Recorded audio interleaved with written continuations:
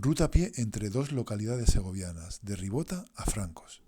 Estábamos en octubre y además, a primeras horas de la mañana, se notaba el frío y la poca luz. Mi hermano me dejó en un cruce de caminos y continuó hacia su destino. Me coloqué en los bártulos y me dirigí hacia Aldealázaro. Atravesé Ribota por la calle principal. Al poco tiempo se observaban los molinos de viento situados en lo alto de una colina. Detrás de ellos la puesta de sol. Era espectacular. En pocos minutos llegamos a un pueblo medio abandonado, pero que en los últimos años la construcción de casas prefabricadas le ha dado un poco de aire. Regresamos afligidos. Ya de camino a Ribota atravesamos cultivos de secano, y entre ellos bosques aislados de robles, majuelos y rosales silvestres. Repentinamente apareció sobre una rama seca una alondra común. Empezó a trinar y me despertó todos mis sentidos. Pero faltaba lo mejor por llegar. Antes de alcanzar Ribota, al girar hacia el norte me di cuenta que su población de 48 habitantes había aumentado. Tenían una visita especial de unos viajeros alados, ruidosos, procedentes del norte de Europa. Ante nuestros ojos, en medio de una finca yerma, había un bando de 20 a 25 grullas, que habían hecho una parada de descanso para continuar su ruta migratoria hacia las dehesas extremeñas. Sus tonos grises con bandas negras eran inconfundibles. Sus movimientos eran lentos en el suelo, agrupadas por familias de 3 grupos. Estaban esperando las corrientes térmicas para lanzar su vuelo.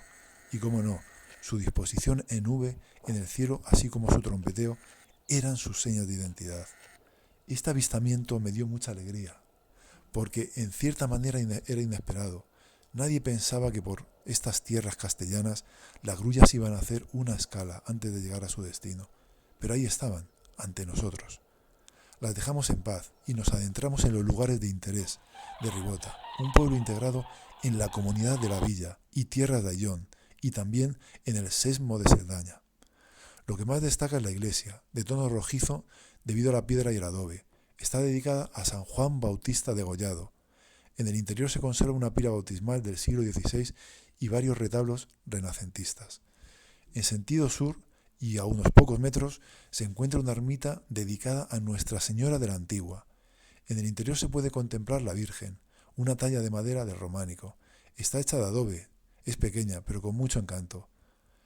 Hay una charca, la Tejera, que se encuentra bajo la ermita. En ella se reúnen muchos fringílidos, entre ellos el pardillo común. Después de la visita a Ribota, tomamos carretera y manta hacia Francos.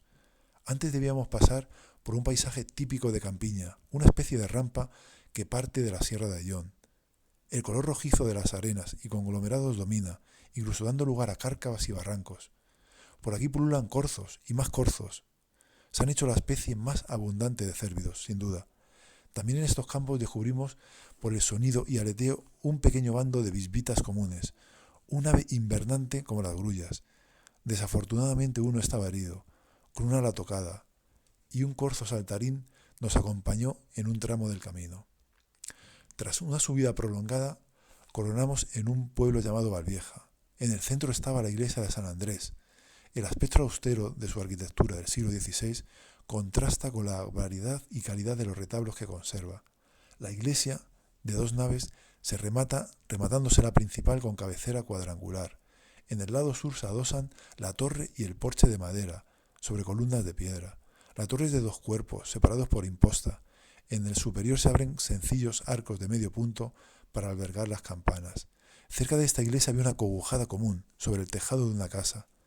Muchos bichos, debido al despoblamiento, la España vaciada, empiezan a ocupar espacios propios de los humanos. A la salida de Valvieja está la fuente de El Cubillo, un símbolo del pueblo. Lástima que, debido al deterioro de las tuberías, que dejó de echar agua hace ya más de un lustro. A poco más de 2 kilómetros está nuestro destino, la pequeña localidad de Francos. Subimos y luego bajamos por una pista asfaltada en mal estado.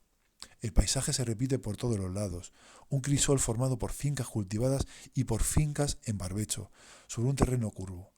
Al fondo la Sierra de Ayllón preside majestuosamente las alturas y, como no, el Pico de Grado, con su peculiaridad.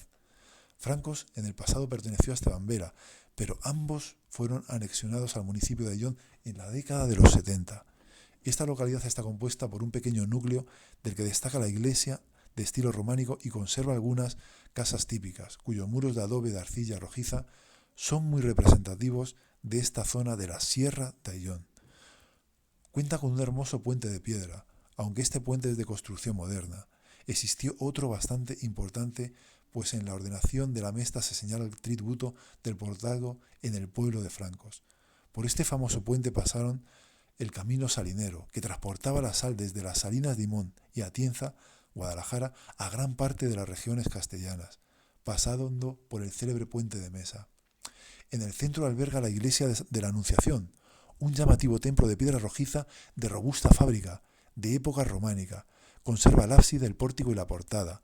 La cabecera fue reformada en el siglo XVI. Junto a ella se levanta la torre, a cuyo campanario se adosó un husillo con una singular escalera de caracol en su interior. El pórtico se abre en el lado sur y consta de puerta y 3 arquerías. Todo él podría haberse fabricado con materiales reaprovechados y por lo tanto ser posterior. Aquí termina nuestro viaje por Segovia y sigue nuestro lema: viaja y cultiva tu alma.